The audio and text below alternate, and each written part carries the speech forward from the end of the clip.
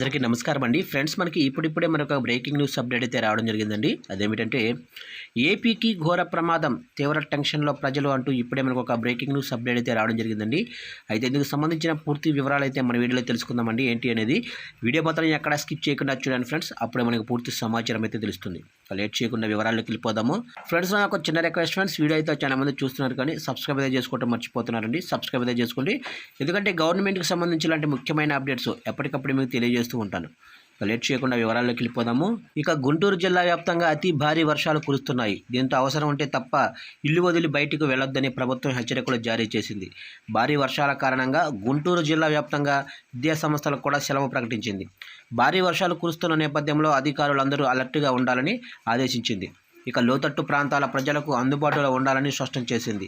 ఇక బంగాళాఖాతంలో అల్పపీడనం ఏర్పడింది.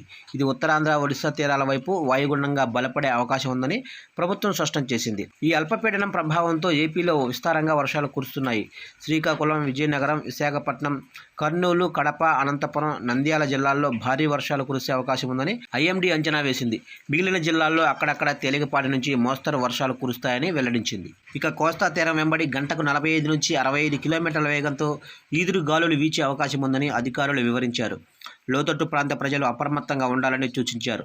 నాటు పడవల్లో నదిలో ప్రయాణించవద్దని హెచ్చరించారు. వరద నీటిలో స్నానాలు, ఈతకు, అలాగనే చేపల వేటకు వెళ్లొద్దని స్పష్టం చేశారు.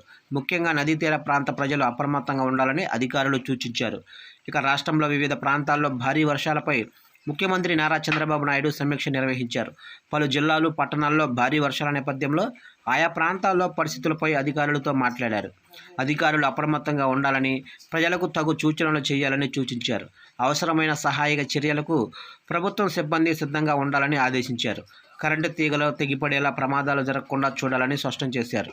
ఇక భారీ వర్షాలు ఉన్న ప్రాంతాల్లో స్కూళ్లకు సెలవు ప్రకటించాలని ముఖ్యమంత్రి చంద్రబాబు ఆదేశించారు. పొంగే వాగులు, వంకల వద్ద హెచ్చరిక బోర్డులు ఏర్పాటు చేసి ప్రజలు ప్రమాదాల బారిన పడకుండా చూడాలన్నారు. భారీ వర్షాలు పడే ప్రాంతాల ప్రజల మొబైల్స్కు మెసేజ్ ద్వారా అలర్ట్ పంపాలని సూచించారు.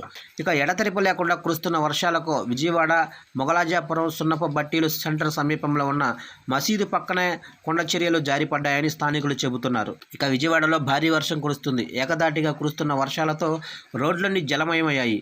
ద్విచక్ర వాహనాలు మరికొన్ని గంటల పాటు రోడ్లపైకి రావద్దని పోలీసులు హెచ్చరికలు జారీ చేశారు. వీఐపీలు బయటకు రావద్దని పోలీసులు కోరారు. జాతీయ రహదారుల నుంచి సర్వీస్ రోడ్లకు వాహనాలను మళ్లించారు. జాతీయ రహదారులపై ద్విచక్ర వాహనాలు అనుమతించవద్దని పోలీసులు ఆదేశాలు జారీ చేశారు. ఇక విజయవాడలోకి వచ్చే వాహనాలు దారి మళ్లించాలని పోలీసులు నిర్ణయించారు. పొట్టిపాడు టోల్గేట్ వద్ద జాతీయ రహదారిపై భారీగా వాహనాలు నిలిచిపోయాయి. బెడ్ సర్కిల్ వద్ద కూడా అదే పరిస్థితి నెలకొంది. నగరంలోని ప్రధాన రోడ్లపై మోకాలి లోతు నీరు నిలిచింది.